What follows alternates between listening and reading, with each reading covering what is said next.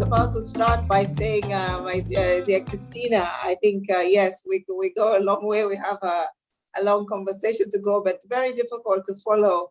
Of course, always very difficult to follow Dr. Mayaki. And let me, I know that this is not part of what I'm supposed to be talking about because we're still talking about health and nutrition. And I listened to Eddie as well, and of course the sort of eloge, like we say, right? We're recognizing a good friendship, francophone speaking person that Eddie was giving you, and I must just associate, I think, all of the Economic Commission for Africa with everything that Eddie said, everything that Christina has said, and a lot more. And to say that, you know, our team is going to be limping a little bit. We welcome Nados, of course, but we are going to miss you. And so we are trying our best to find ways of keeping you with us. And so hopefully we can find a few secrets, Christina and myself, to keep you around.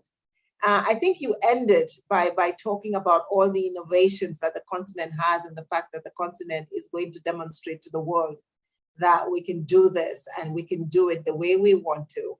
We are now living through the Ukraine war or the Russian crisis, depending on how one wants to call it. Either way, there is a war and there are guns ablaze some parts in the world.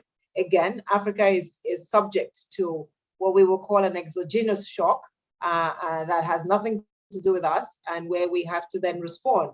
Who would have thought that 2008 will be child's play when we look at today, right? Professor Mayaki, we were all there in 2008 when we were talking about the food crisis and all the tensions that could arise because of it. But here we are again. When we picked the theme of the year, 17th of January, 19th of January, the guns had not started. The guns started on the 24th of February. And on the 24th of February, we were kind of saying, you know, how do we reset Africa's economy? How do we go get SDRs? How do we do all these things to take off again?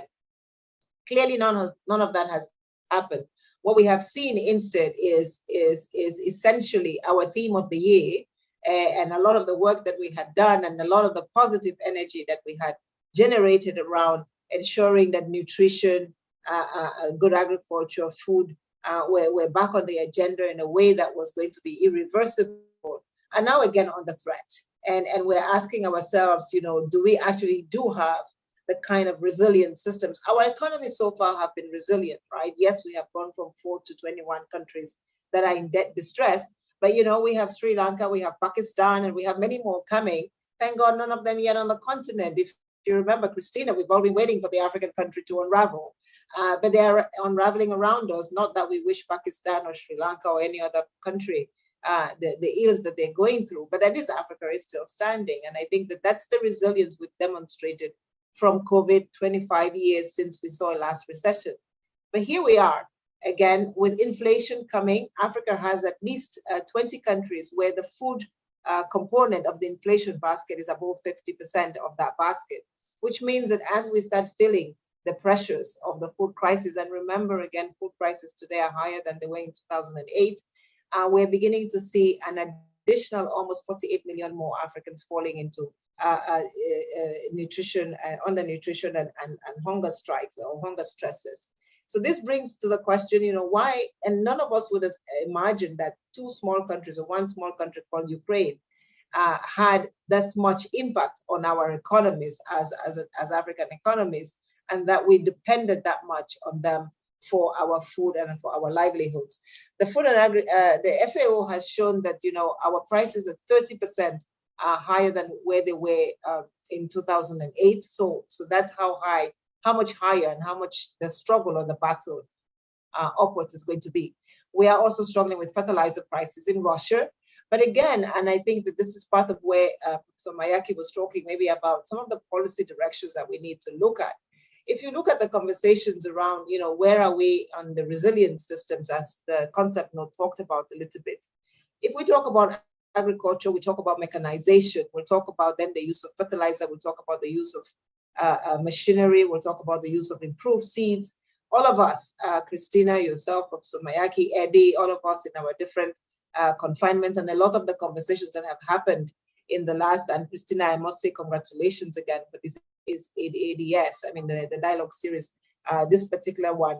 I haven't listened to all of it. I listened to a small snippet yesterday because I was threatening to come on, or you were threatening to call me to come on. So I listened to some of the conversations yesterday, and then I've listened to a little bit today.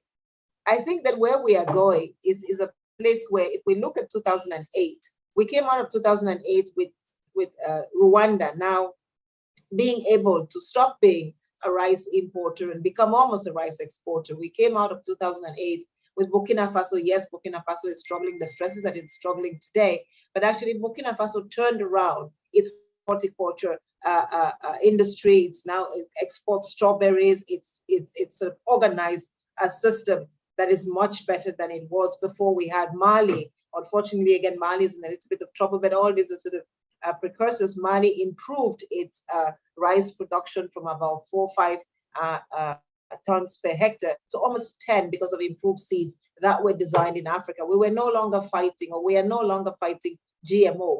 We're now in Africa consuming African produced, African research seeds that are weather resistant, but are not endangering our health.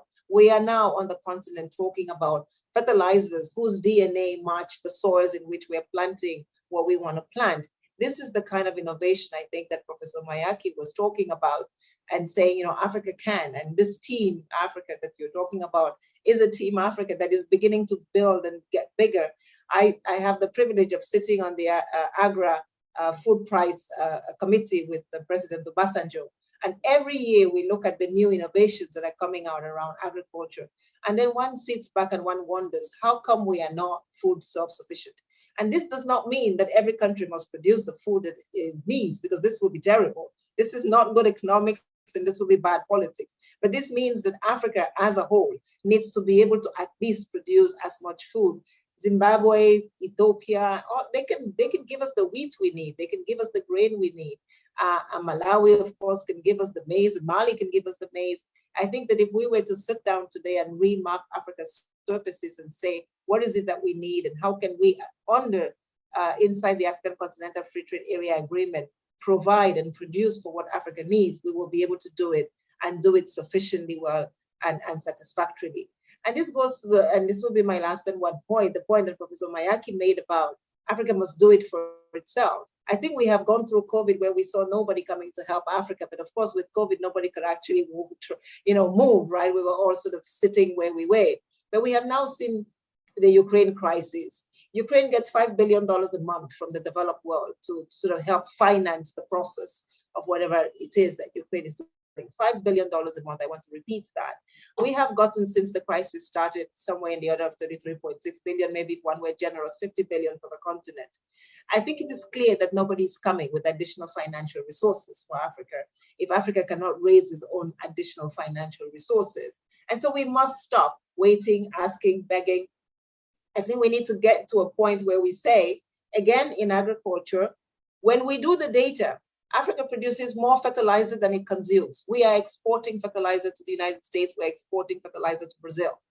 Our markets internally are broke. We must fix them and ensure that this kind of fragmentation doesn't lead then to us begging for fertilizer when we have it on our continent.